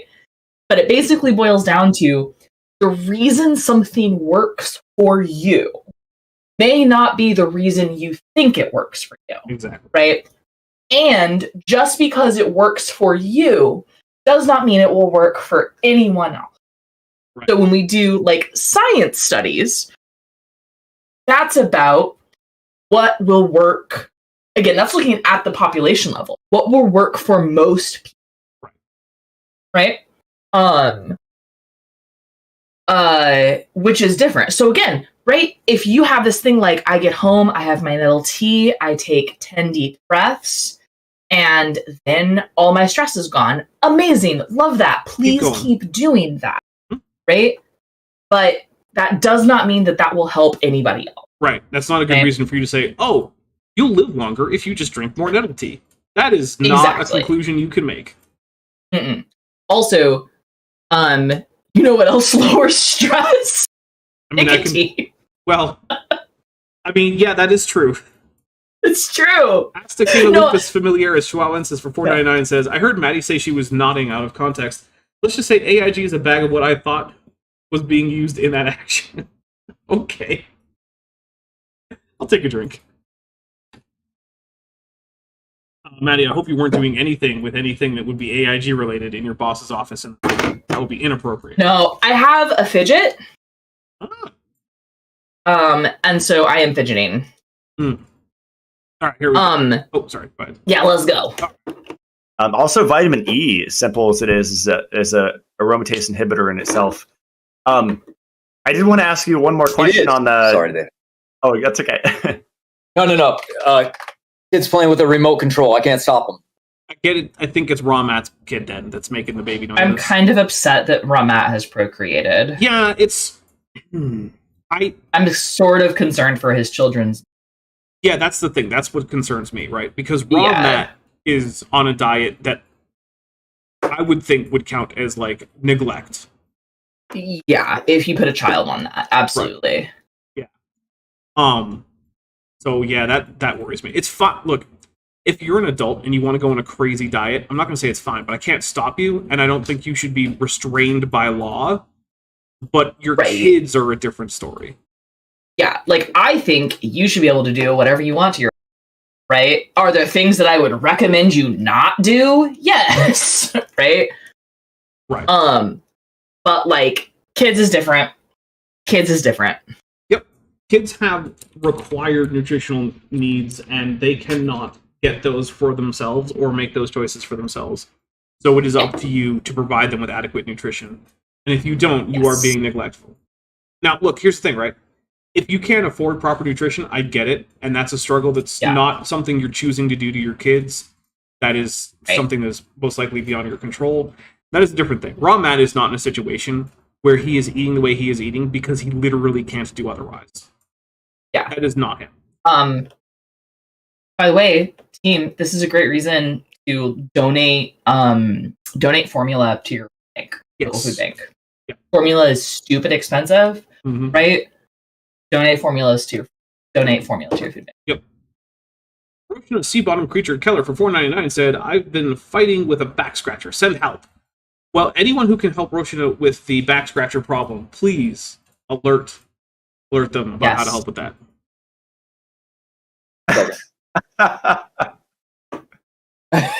Okay, go ahead. Let's do this. We're almost done anyway. We've been going an hour and a half. Yeah, we're we're going near the end. I just want to ask you about apparent age, because this is something that I heard. Is that just like you look at someone and you guess their age? No. This is what this is. Apparent age is this thing where if God created a person right now, right, when God made Adam, he didn't make a baby. He made someone who looked like an adult, right? So Adam had this apparent age. So doesn't it also follow that if he like made the universe 6,000 years ago, it could have apparent age? And I have arguments against that point, but let's see if we get to that. Let's see. And also might be a prediction. Ooh. Stephen Anderson and Matt Powell talking about, and I guess it's a subject of debate even within the creationist kind of field. It is, because obviously Maddie is right now. And the problem with relying on the apparent age argument is that it basically makes God a liar, because he carefully is arranging the universe to make it look like evolution is true when the universe is, 13 billion years old and Earth is 4.5 and whatnot. Let me be clear about something, right? Okay, there are certain things about humans, about trees, right, about everything that like lives and grows and dies, right? There are certain things about us that are like caused by the time it takes to get to the age we are, right? A great example of this is tree ring, right? So if I was a wizard, or I guess in this case a druid would be a better D&D class. Okay. If I was a druid and I was like, I'm gonna make a tree right this second, right? I would, right, like I have a seed or something and I make it grow super fast, and that plant growth spell. Yeah, instantaneously, I have a tree that is seconds old, but is the size of a tree that is 50 years old, right? Okay. How would this tree be different from a tree that took 50 years to get that old? Great question. If I cut those trees down, my tree would have 0 rings, because tree rings are caused by I grow and then I stop, and I grow and then I stop, and I grow and then I stop. Similarly with humans. I have thought too much about this, Dapper, but similarly with humans, if you were to snap your fingers, right, and make a human who was physically 30 years old, right? But they have only actually been alive for a minute, right? So this is like the Adam example. How would that human be different from a human who lived 30 years? Telomere length. Oh. Right? So every time a cell divides, the telomeres get just right? And it's a way of measuring age. This is in every sci-fi show where clones exist. But the telomeres of this like apparent 30-year-old would be full length, so they would be longer than the telomeres of somebody who lived 30 years. So, if you want to say, like, okay, God made the universe, right? And some things just look old because we needed functioning trees, right? And, even we needed it aesthetically. We needed a forest, right? Cool. Love that. Sorry, I hit my mic. There would be ways to tell, right? There would be ways that would look different. Unless God was lying to you. Unless God intentionally made it to look old, right? To look old in every way we could measure, not just for functional purposes, right? So that would be, God wouldn't, again, if I'm the druid who made a tree, I wouldn't just make a tree. I would have to go, it would be way harder to make a tree with tree ring, right? Than one without tree ring. That was the same age, right? Right. I have to go out of my way. Yeah. We got a few super chats. For $2, Google Debunker Wing says, but God did it to stick it to the libs, Godzilla. So there you go. See, that's the thing. God did it to I stick it didn't think about that. You're right. You gotta own the libs.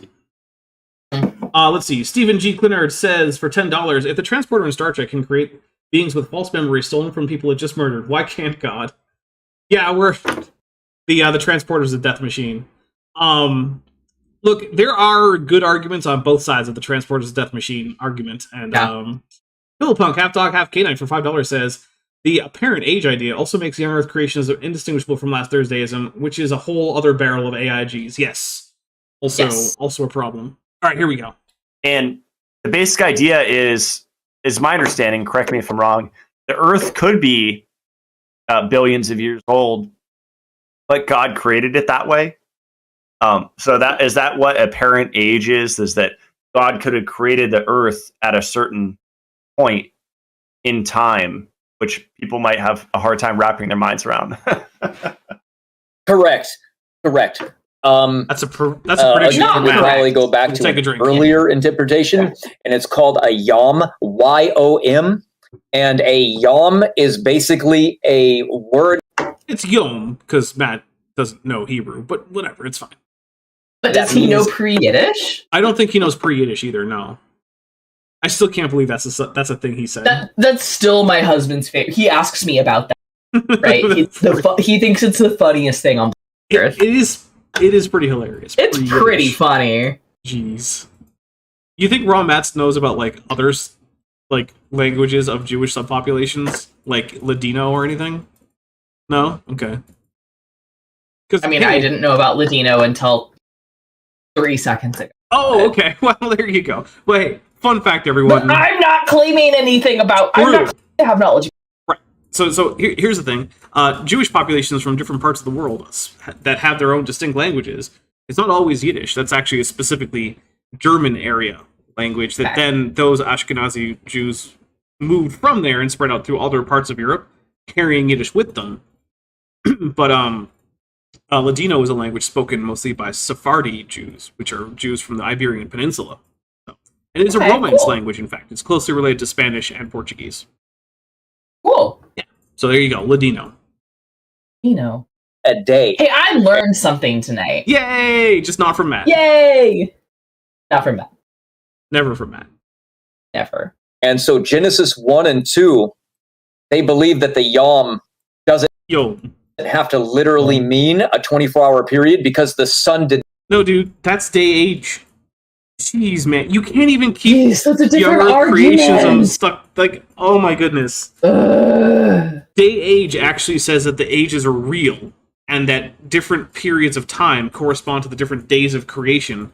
So, like, day 1 might have been like 8 billion years long, and then day 2 might have been 200 million years long or something, right? Yeah. That's day age. That's not the apparent age thing. In the apparent age idea, omphalism, the days are literal, but the Earth is being created in such a way that it's indistinguishable from that time having passed. Yeah. Now, I would and argue... that's the... Listen, I think that's a bad argument, but it's also one that's going to get used because on the surface it seems so reasonable, right? So if you're in your Sunday school class and you ask the question, well, like, how can the Earth be young when it looks old based on science? And the answer is, like, well, when God made Adam in the garden, do you think he made a baby or did he make a full-grown man, right?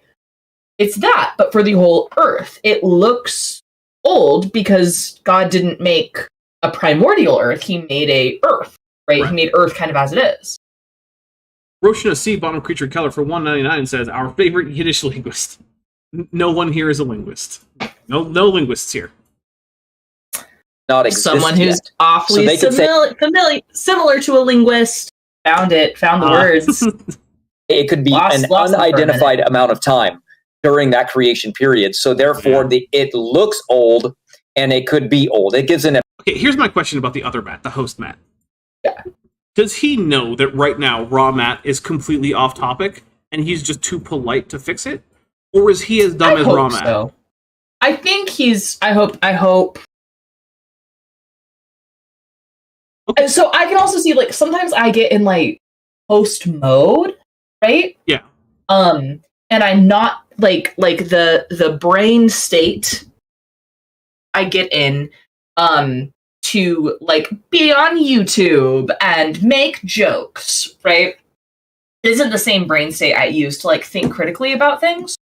So sometimes, like, I'll be doing a stream or something, and then 30 minutes after the stream, and I think about all the things we said, and then I'm like, oh, that doesn't make sense because blah, blah, blah, blah, blah, blah, blah, right? But, like, I can't do the logic live, so I'm not gonna, like, throw host Matt under here, because, like, you know, because those are two different processes, and, like, switching between them is very difficult. I think you're really good at it, Dapper, but, like, Thank you. that's kind of hard for me.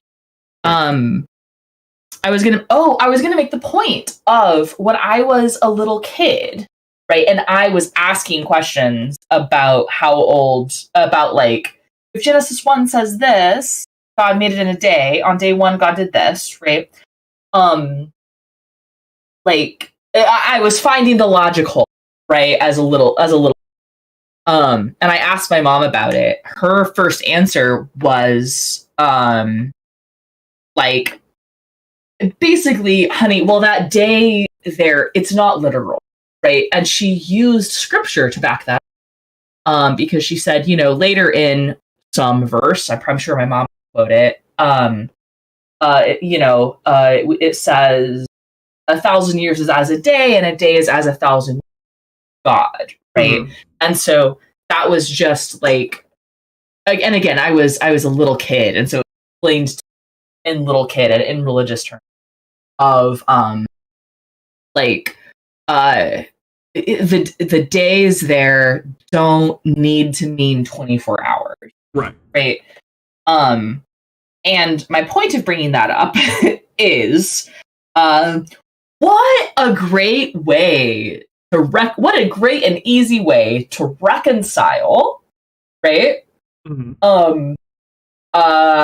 Like, faith, and even a deeply evangelical faith, right? With the Bible, right? Without needing to believe young Earth creationism. Interestingly, the people who created fundamentalism, who coined the term for themselves as a self-description, they were almost all old earthers. Virtually none of them were young Earth creationists. Stephen G. Quinnard for $5 says, we now have confirmation that Matt is not a cunning linguist. Hashtag not surprised. Yeah, it does not surprise me that raw Matt is not. Astacanus lupus familiaris chihuahuensis for you for $4.99 says, Yiddish is in the Germany area. Explain Yiddish being spoken in the Tunguska River then, joke. Well, I did explain it. I explained that it originated in Germany, and then those Jewish people then spread out from there, sometimes now, because of being kicked out. Why would you? Yeah, I'm sure they just felt like it. There's obviously they certainly weren't being oppressed or anything. Right. Alex Markle, who's been a member for 17 months, says Dapper is linguistish. That seems fair. That seems linguistish. Linguistish. All right, here we go. Apparent age of looking old, but that's a subjective term. You know what I mean? You get two identical twins. One could spend their whole life in the sun and look really old, and the other will not. You know what I mean? So none of this is on topic, Matt. We could also interpret one to be old based on your perception of what old means. I can't pick up two rocks and have you tell me which one is older. You're going to say, well, I guess that one looks older. Well, that means nothing, right? You need... Yeah, unless you have some tests that you're going to do. Unless we have ways to measure... Right. But also, I could tell you if they're fossil-bearing rocks and I happen to know what fossils are in them, that might actually be a visual way for me to tell which rock is older. Yeah, but also, eyeballing it...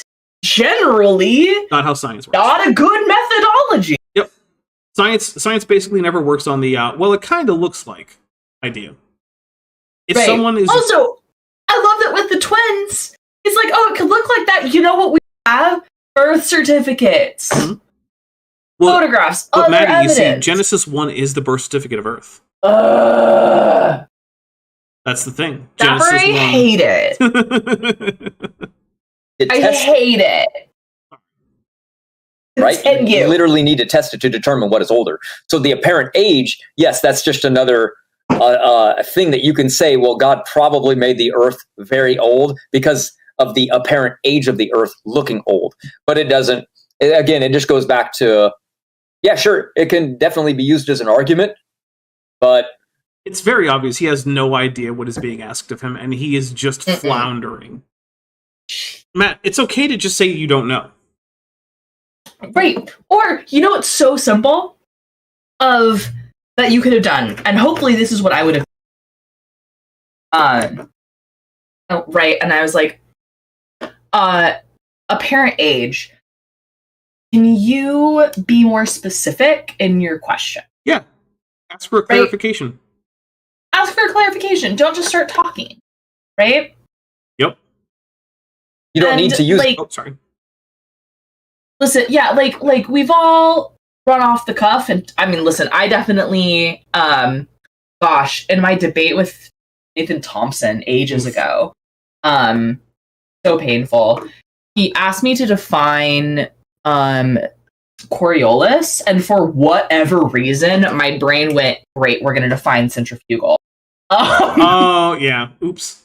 Right? And then he tried to make a call out on it, and I was like, "Oh, my bad. Yeah, that's centrifugal. Coriolis is this, right?" Because sometimes in the moment you say, yeah, but that's why I'm frequently asking the audience, "Hey, I think it's this. Could you guys check for me? Because this is off the cuff. Can you check? Can you clarify? Oh, or again, admitting mistakes. "Oh, my bad. That's not what you asked at all. This is what Coriolis is." Yeah. Right? That doesn't make you dumb, If anything, this is what makes you dumb. Going off about this is what makes you obviously dumb. not the right topic. Yeah. Yeah. Also, he did. This is how he got himself in the confusing Eastern Orthodox Christianity with Orthodox Judaism. Yeah, where according to Raw Matt, the Eastern Orthodox don't have anything to do with the New Testament.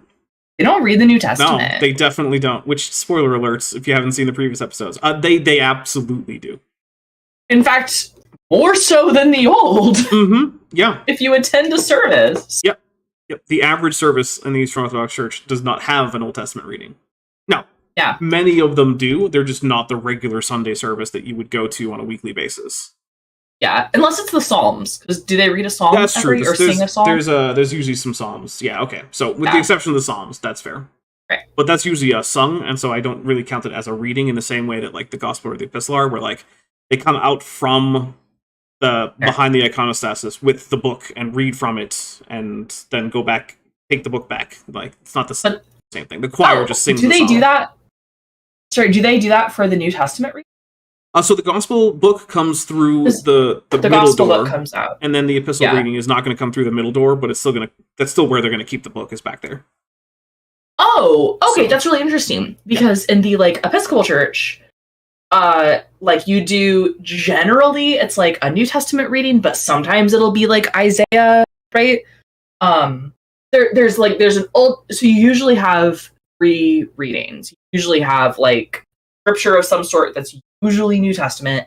Mm-hmm. Then you have a psalm that we often sing, and then the gospel comes out, and it's processed, and it's a thing. And they read the gospel, and then it's done. I'm not entirely sure where my Book of Common Prayer is. I should find that.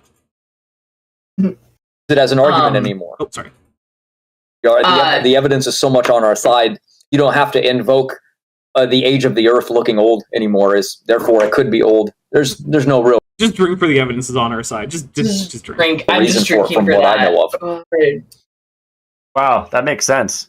Awesome. Well, does it, my guy? That's it. Because he just waffled on about other topics, and he was like, "Yep, that checks out." The thing that really confuses me is how other creationists take Raw Matt seriously, right? I understand why creationists take people like Timothy Clary, or even in some cases like Ken Ham or Georgia Purdom, or Jason Lyle. I get why these people are taken seriously by young Earth creationists. I don't get why Raw Matt is. Okay, so Neil Gaiman has a thing that's in his advice on writing, right? Which is, if you want to be a professional writer, you have to do 2 of 3 things. You have to be 2 of 3 things. And I actually take this as this expands out generally, I think, to like being successful in a profession. Okay. And so, but for writing specifically, it's like you have to, the three things are meet your deadlines, be really good at it, and be pleasant to. So the argument being, if you meet your deadline and are pleasant to work with, you don't have to be very good. Right. Right. And so I wonder if Ramat, is he nice? I don't know. I mean, he doesn't. He was the one who celebrated the death of who was it? So I met him. He was the guy who did the presentations on human origins over at a Phoenix museum over in Phoenix, Arizona. Now, what Bill Ludlow, that's his name. Bill Ludlow, okay. Yeah, Ramat celebrated and mocked Bill Ludlow's untimely death from cancer. So I don't think he's pleasant to be around. But okay, he's not pleasant he wouldn't be pleasant for you and I to be around. Okay, that's a fair point. Pleasant for other creationists. Yeah, alright, that's a fair point. Yeah, maybe he is. Yeah, maybe. Right. And if he's like generally available, I don't know, maybe that's it. He does seem to be generally available for like interviews and 12-hour live streams that start at like 10 p.m. Yeah, stick it out for a 12-hour live stream. Also, like, geez, don't be a dick when... Yeah. It's generally a bad idea. It's generally a bad idea. There might be some acceptable exceptions. I'm not saying there aren't. Terrible people, but Bill Ludlow is not one of them. Bill Ludlow didn't kill anyone. Bill Ludlow didn't, like, lead a country into its, like, apocalypse or anything. Yeah. Right. Yeah, I think this will plant a lot of seeds in people's minds to think about this topic, because it's one that I never questioned growing up, and I think it is important, way more than flat Earth or aliens or a lot of the other things that we'll focus on. You know what? I appreciate him lumping in young Earth creationism with flat Earth. I don't think he was doing it for the same reasons. Yeah, I don't think he's doing it for the same reasons I would. But you know what? Good job, host Matt. I agree. Young Earth creationism is something that should reasonably be lumped in with flat Earth. Agreed. And drink for Godzilla. Ah, cheers! What's up, Godzilla? All right, here we go. Because just to have a basic understanding of it, I don't know, it just feels better to me. It makes more sense, and I feel like I understand reality a bit better. So I appreciate you coming on and sharing all of the evidence. And I would recommend people check out your YouTube. I'll put the links below. Raw Matt and Standing for Truth, right? Yeah, exactly. And if anybody wants any particular information or any books that I write, again, you can go just on Amazon. Don't read his books. Look, yeah, his books are. It'll just be painful. A number of his more recent quote unquote books are just Google Docs that have been screen captured and put into whatever software it is that Amazon requires you in order to, like, have a book that they can print for print on demand. Yeah. And it includes in it truncated hyperlinks. So you'll get an underlined bit of text as a source that says, like, https://www.something.com ... and it's underlined, and it's in a print book. And I tried to politely point out to them, that, like, hey, you can't use truncated hyperlinks as a source in a print book. And I tried to be polite about it, and I was, a little friendly and jocular about it, and all I got back as a response was like, oh, you just have to click them harder. Okay, cool. I was trying to help out, but you know what? Great. They don't want that. Pimplepunk, half dog, half canine for $2 says, no thanks, I don't want Raw Matt's seed near me. Yeah, no, I'm definitely agreeing with you. That is something Raw Matt can keep to himself. Although apparently he didn't, because apparently he has a son. So. In Raw Matt, one word, RAWMATT, you'll see a list of different books that me and Standing for Truth have written. And we have them on Kindle, and we have them in physical form. And if you guys don't want to even buy anything, that's fine. There are actual free links on my channel. All right, so apparently this is just the rest of this is just going to be raw Matt advertising his stuff. We don't need to listen to all that. So You don't need to listen to this. what this means, though, is, Maddie, we're done with this one. We're done! We finished this one! Oh my god! Yep. We can move on to Matt Powell next time. Oh my god. Do This you guys is that know that exciting. Matt Powell tried to make his channel a prank channel? He did. It was so weird. It's so painful! The guy is not funny. Look, He's not. Matt Powell, this even more so than Raw Matt, who's already a weird and off-putting individual. Matt Powell might be the most socially awkward person that I have ever seen doing young Earth creationism. And I think a big part of that is that seemingly he was a very sheltered homeschool kid. Yeah. Which also goes a long way to explaining, like, he has extremely obvious, very basic gaps in his knowledge about just really simple stuff. Everything. Like whether or not space has air in it and the sun needs oxygen in order to burn. Like, that's something that... He thinks the sun is on fire. Right. He literally, during a debate with Jackson Wheat, said that he thought that the reason you couldn't breathe in space was because the air was different up there. But obviously there still is air because the sun needs oxygen. Yep. Those are words that came out of his mouth. Well, I'm paraphrasing, but words to that effect came out of his mouth. Words to that effect came out of his mouth. Yeah. And, so that what that tells me is this guy did not go to any regular school, and from my understanding, he was in fact homeschooled.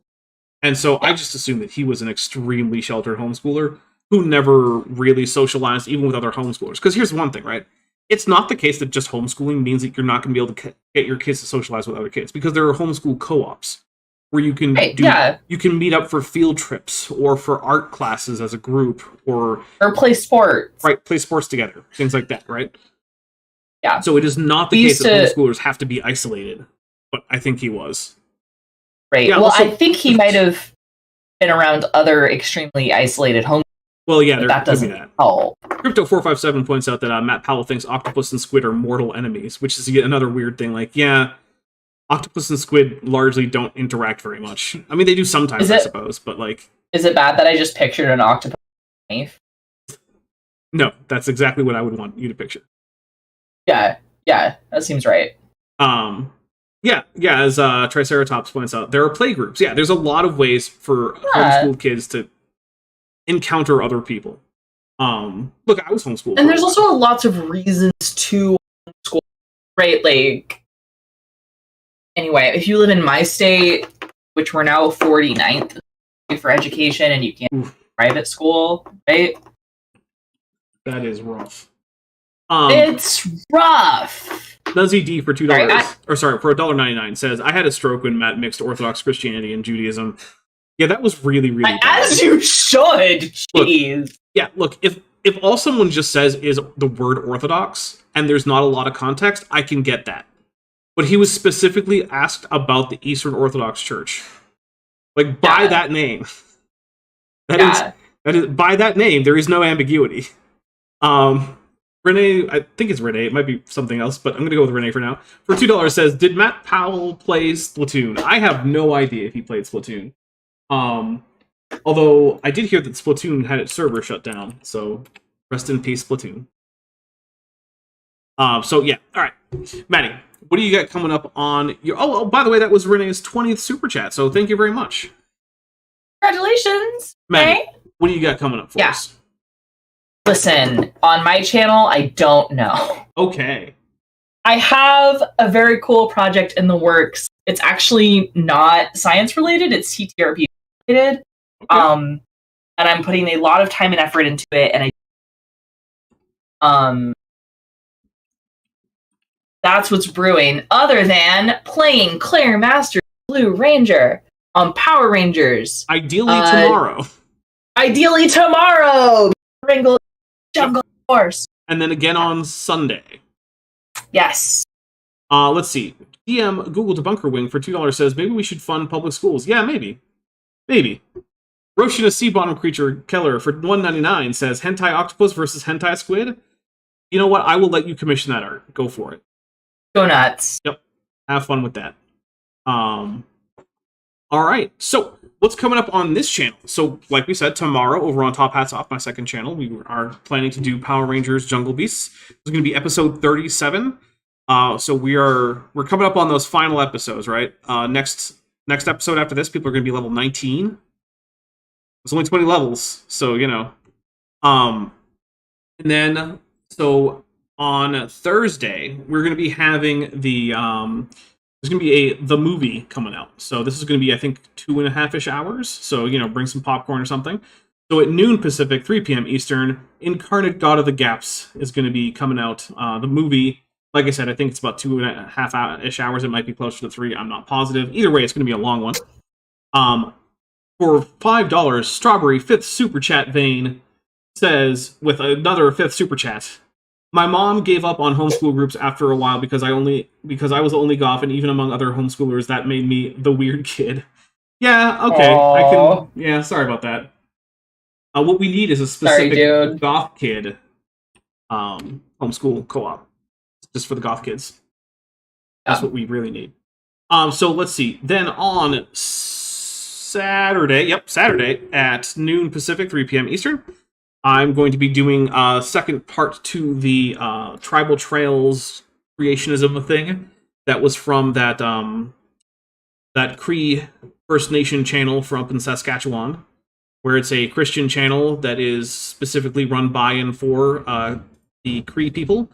That also includes a number of songs in Cree, which, as far as I know, are actually like new translations or new music in Cree, which I think is great for things like language preservation. That's super cool. But also, occasionally they have Young Earth Creationism, which is less cool. They're not cool. Yeah. So, like I said the first time, look, I think personally that this channel / TV station is doing some very valuable language preservation work by creating either new translations of songs or just new songs entirely in Cree.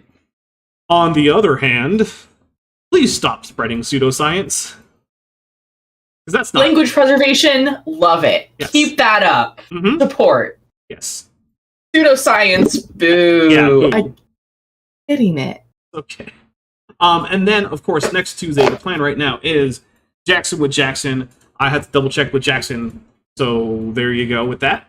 And other than that, I think we are good to get out of here. Over on my on my Discord server, we're going to be watching 4 episodes of Power Rangers Mystic Force if you're interested. So check that out. That is only for members and patrons.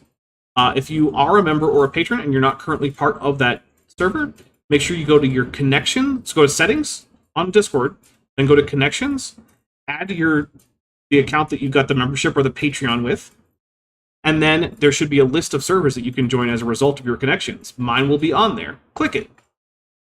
Let's see. Strawberry 5th Super Chat Vein for $5 says, you joke, but that would have fixed a lot of my problems growing up. I mean, it was not entirely a joke. I do actually think that probably would have been a good thing. And then, of course, Jens Van Broekhoven for €3 sends a super sticker with a thumbs up on a pair. I think that's a pair. So thank you very much, everybody. I will hopefully see all of you either later on today or tomorrow, or failing that, the next day. Stay safe out there. Have a wonderful rest of your week. And I'll talk to you all later.